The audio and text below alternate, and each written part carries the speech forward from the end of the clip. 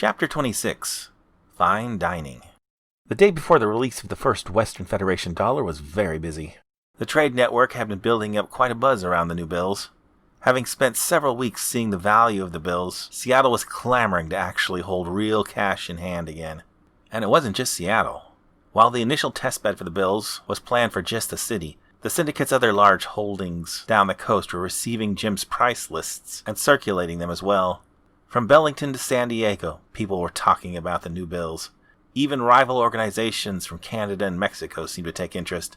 Jim's value lists were quickly becoming the gold standard for fair and current pricing.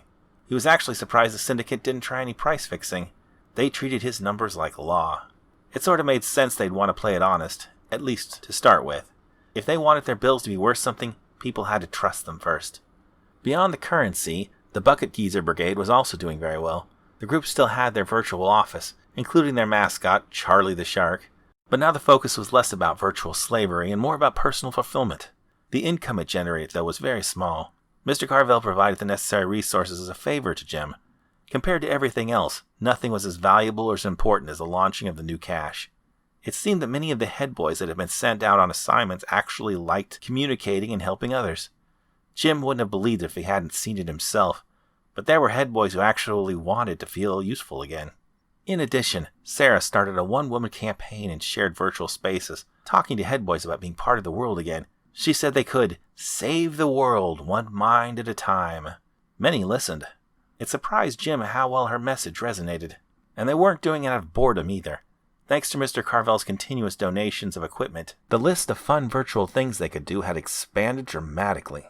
Nate had set up recovered servers with skiing, amusement parks, racing, and more. One of the only things Mr. Carvel could offer Jim, other than keeping his fellow neuroencasements safe, were new virtual worlds. Soon Nate had a well-ventilated storage unit full of Blade servers handling all sorts of environments for the 127 head boys to enjoy. But they weren't getting used nearly as much as Jim would have guessed. This was a real shift over Jim's time at New U. More and more there was talk amongst the neural encasements about participating in the real world again. No longer would they hide out in their shared virtual worlds, trying to escape reality, but instead actually embrace it. Maybe the thought of hiding in VR and getting forgotten again loomed in their minds, or maybe they felt inspired by what Jim and Sarah had done. No matter the reason, many legitimately wanted to work again. A strange turn of interest for people who spent decades getting as far away from the real world as possible. Speaking of getting real, Jim's office life was getting about as real as he could get. Not only did he have a regular-seeming office, but he had settled into a normal business routine, with hours from 9 a.m. to 5 p.m. It was almost what his life was like before neural encasement. But on the eve of the dollar's launch, work dragged on far too long. He had plans that evening. Sarah and himself were going to try the new virtual dining experience Nate had hooked up just 2 days earlier. It promised accurate flavor and texture, with a menu that included almost every food on the planet. Sarah was very excited to try the simulation, but wanted Jim to accompany her on her first visit. With all the work Jim had to do, that took a while. She was forgiving of his unavailability for the first day, but Jim didn't want to press his luck and drag it out for a third. He promised to make it that evening, even if he was late. At least she wasn't going to starve because of his tardiness. It was just simulated food, after all. They didn't really eat. Jim retired for the evening around 8 p.m. and was in the process of quickly picking out a classic dining outfit for his avatar. He didn't want to go too over the top, but he needed the finest-looking suit possible for his less-than-impressive body. His floating double effortlessly swapped clothing between over 24 outfits before Jim settled on the Mid-Atlantic classic look. It was a deep navy blue with a black bow tie. Was it too James Bond? It seemed classy. Jim decided to risk it. He swiped it over to his body and took a moment to reflexively check his hair. It was a silly thing to do. The outfit fixed his hair for him. It swept back the white hair around his bald spot into something that would have made Jean-Luc Picard proud. Then Jim pulled up the simulation menu, which humorously included a title picture of Nate winking and giving a goofy thumbs up. It said Nate's Infinite Worlds. That kid was having too much fun with the menus. Who could blame him? He was a one-kid tech factory. At least most of the dirt was cleaned off his face when he took the picture. Even at Mr. Carvel's plush estate, with clean clothes and clean water, Nate never seemed to stop having grease caked on somewhere. Under the list of simulators, Jim found the one Sarah was at. She was already in the waiting room of the Revue. Jim didn't know what the name meant, but he could tell it was French and likely pretentious. Jim only hoped Sarah hadn't been waiting there too long. With the press of a hovering button, Jim's office disintegrated, and in its place assembled the fragments of a very fancy-looking restaurant. The background outside its window filled in with a view of Paris. Jim, typical American, wasn't certain where it was until he saw the Eiffel Tower in the distance. None of this was really his speed. Wall by wall, the location filled in until he was in a classic fine dining establishment. Finally, after the last velvet-lined chair popped in, faceless, vaguely human-looking placeholders started to fill out the place. Each was a head boy that was currently in the waiting room.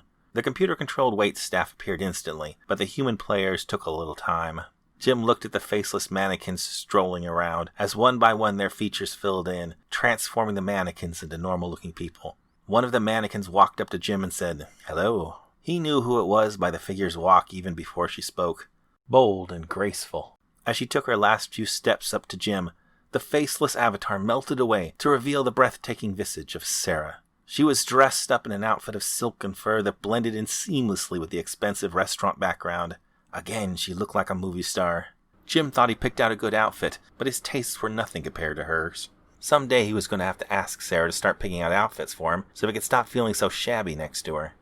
"Didn't I see you in Flight of Love?" asked Jim as he took her silk-gloved hand and kissed it.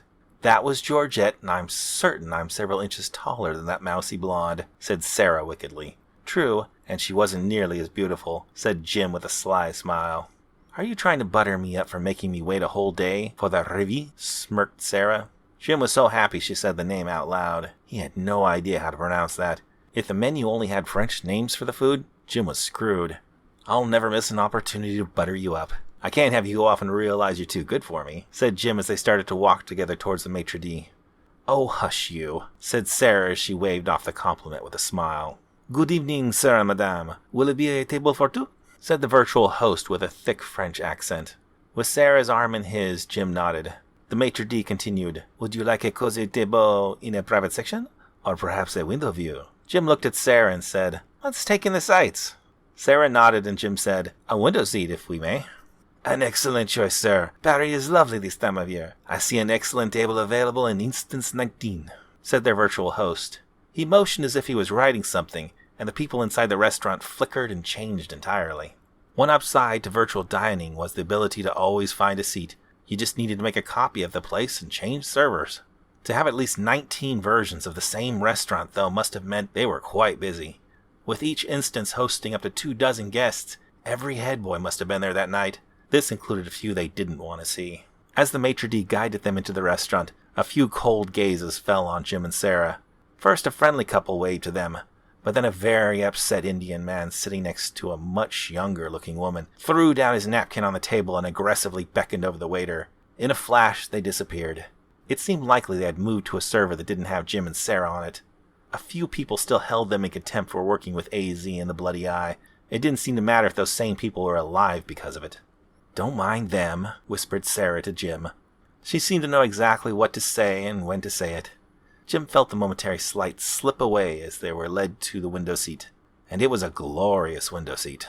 The restaurant appeared to be on, at least, the second or third floor of the building, and the view was simply marvelous, given it was just a model of the real thing. From the looks of it, based on some time in the late 1980s. Jim guessed there had been some artistic liberties taken, as no city could look so perfect. Below, cars moved along, and building lights dotted the skyline like stars had fallen from the sky and taken up residence. The stars still above the skyline were as rich as a distant desert at night. It was a spectacular, if somewhat unrealistic sight to behold. "Nate really knocked it out of the park with this one," said Jim, marveling at the sight. Then he noticed Sarah at her seat, and the maitre d' moved to seat her. Jim rushed over to move the chair for her. He wasn't going to let a computer host steal away that gentlemanly opportunity from him. "Thank you," said Sarah as she gracefully sat down. Robbed of its opportunity to carry out a function, the maitre d' waited for a moment for Jim to finish his gesture and seat himself before handing each of them a menu and asking, "May I get you both an aperitif?"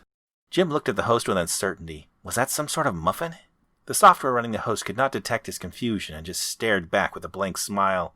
After an embarrassing moment of silence, Sarah leapt in and said, "We'll take 2 Aperol Spritz." "Very good, madame. Your waiters will be here shortly with your drinks." Then the host casually walked off a short distance before vanishing entirely, having served its function. "I'm sorry, I don't know much about French dining," admitted Jim. "Don't worry about it," said Sarah with a wave. "Let me handle the ordering. Take a look at the menu, Jim. I think you'll like what you see." Sarah hadn't even opened her own, so it was an odd thing to say. Jim was under the impression she hadn't eaten at the restaurant before either. He opened the menu and was greeted with a video screen instead of paper. And it didn't have items, it listed genres. There was classic American, French, Italian, German, Indian, and a few countries Jim had only heard of in passing on the news. He clicked on Classic American, and the menu filled with page after page of options, from family dining to popular fast food chains. Jim started to eyeball the burger choices, and honest-to-God Big Mac and fries were an option. You can get anything that exists here. The restaurant is French-themed, but the food is worldwide. Just one thing, Jim. If you order a hamburger, I'll never speak to you again, said Sarah with an evil smirk. Jim put on an innocent smile and quickly flipped back up to the higher menus before drilling down into the Italian options. He hoped she was okay with spaghetti. As he searched the massive lists, a smartly dressed blonde waitress stepped up, with 2 drinks simply packed full of orange slices. She leaned forward, and just as Jim and Sarah were about to each take a glass, the restaurant vanished. Jim didn't even get a sip of his Aperol Spritz, whatever that was.